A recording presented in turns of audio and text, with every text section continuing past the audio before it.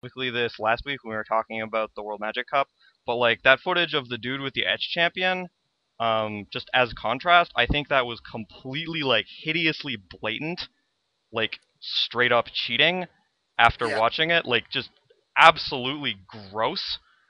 So like I'm not trying to say that I never think people are like cheating and shouldn't be punished, but I think with Rummaging Goblin it's just like, yeah, that was really unintentional, and I don't think like there should have been harsher punishments levied than were.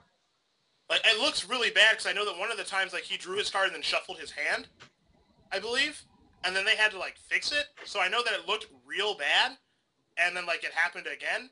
But, like, I don't, like, if you compare the two, it's not close which one is more malicious, in my opinion. But I think that it was just, like, not malicious on Brian's part at all. I think it was just, like, long day, kind of dumb and sloppy, and then, like, that's the end of it. All right, you guys have anything to say about that? I just, Steven and I Glenn? just want to see what happened because people don't know. Okay. Can we say what happened real quick? Oh, which I mean, I like assume he just treated a Rummage Goblin like a merfolk hooter Yeah. twice. Oh, Yeah. yes. I was talking about Edge Champion, but okay. Oh, the Edge champion. Yeah. Ugh. That was it was basically, there's a video of it on Tom Martell's Twitter if you want to go find it, or his Twitch page actually has it like archived. Yeah. I can show you what happened. Yeah, So and Edge it's had a champion on the bottom of his deck because Terminus happened, right? So Edge champion It was a Vendelian clique, but yeah. Oh, Yeah, V-click. You're right. And he wants to get it to the top of his deck so he can draw it. So he like shuffles like this a bunch, which I can't actually do because my cards are in sleeves, and just leaves it on the bottom. Like he never actually, if you watch the King of Clubs, I can do that forever without changing where the King of Clubs is. And then he does, what did he do? He did like this or something, which looks like you're shuffling sort of, but like this is the King of Clubs. So no, you're not shuffling. You just put the bottom card on top of your deck, and then he presents with the champion on top. So he's just like looking for his opponent to maybe riffle shuffle a couple of times, which isn't actually going to change what the top card of your deck is, or something like that. Obviously, if the opponent just cuts the deck, it's not going to work. But he probably, like, who's going to catch you cheating like that? I imagine he does that tons and tons. And like the thing that made it very clear that it was malicious was that later on, he didn't have to search for a land off of Path to Exile because he had no basics left. And he decided to shuffle with his deck just completely randomized. And he just searched through his deck, picked out Edge Champion, put it on the bottom of his deck, and then shuffled exactly the same way and presented with Edge Champion here at the top again.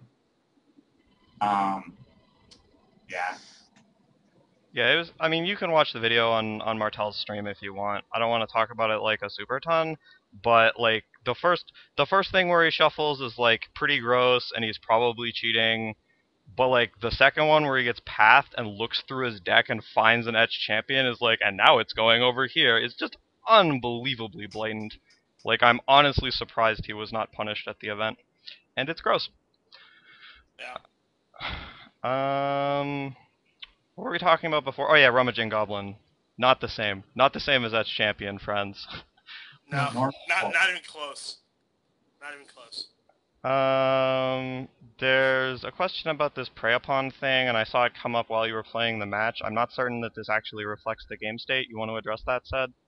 I saw the person who put it in the chat. I don't know if the attack was lethal or not. I have to go back and watch the game, which I'm going to be doing at some point this week anyway. If it was lethal,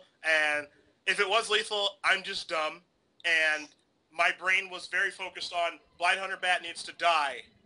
So if I draw a way to kill it, it's going to die. And then that's all that was going through my brain. So if it was a lethal attack, then I'm stupid. And that's the long and short of it.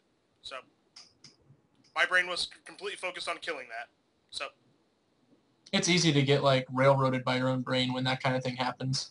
You're like, this is killing me, I have to solve it, and you just like miss that your opponent was dead to the board if you play in a randomly different way. The only thing I was thinking about, like, because, you know, there was like 2 turns prior to that when I was figuring out how I was going to kill him with, like, the benediction and, like, what attacks were right.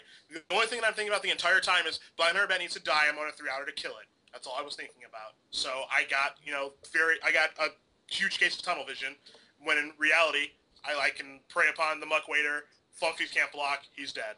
So If that's the case, it was lethal. I'm stupid. Tough but fair. Have anything else? We have what archetype are you leaning towards for the PT? You want to cover that? That's too far away. Literal no clue. Need to see the cards. If those cards that have been released so far that we just talked about are any, like, are close to what the power level of the card's going to be, then it doesn't even, like, it makes very little sense to start testing beforehand. Yeah. Because those cards are just going to have a gigantic effect on the format. So you can get an idea of, like, what the format is and like the results from the last, the thing that's happening this weekend, the Players Championship. It's like all modern, so like you can like use those results and like consider those to be the tier 1 decks, like pre-return to Ravnica. But like you know that Ravnica is just going to have a bunch of good cards in it, so it's just going to have a dramatic change in the format. So you can't really get attached to any deck until you see what cards are presented in that. So. Mm-hmm. All right. Well, you guys wanna pick up and get the heck out of Dodge? Let's call it. I'm fat and hungry. All right. Sounds reasonable. Well, we can go around and each do a closing statement, I guess. I'm just gonna say thanks for watching. Congrats to Ced for being awesome, and we'll see you guys again next week. Let's go to Glenn next. He's next in the circle. Yep. I won't be in Minneapolis this weekend. Ruben Bressler's going to be doing our coverage, so you won't see me, but I might go to the Knoxville SCG Classic, so if you're there, maybe you can say hi, or not, you know, it's cool. But yeah, thanks for watching, and if you have any other questions, like, you can just message us on Twitter. Obviously, we have the Gamestate MTG account, and then all of our own accounts are also listed in this general vicinity. So see you guys next week. You can click on the buttons. I did. Yeah, there are buttons. Bye, guys. Oh, audio form only. I want to get it on iTunes so that you guys can just have it download for you, and then you listen to the game state and all. I'm not quite as dumb as Cedric, but I'm pretty dumb. Ouch! Truth. I was gonna say, like, I was just gonna say I'm stupid, but that's Cedric's line. I don't know what to do. So yeah, if someone like can tell me really basically in an email or something, like, this is how you do that, I want to do it for you guys. I just don't know how. Okay. Yeah, I'm trying. And last but not least, obviously, thank you guys for watching the show. I'm glad I was able to get here in time. I do apologize for being late to the other members of the group.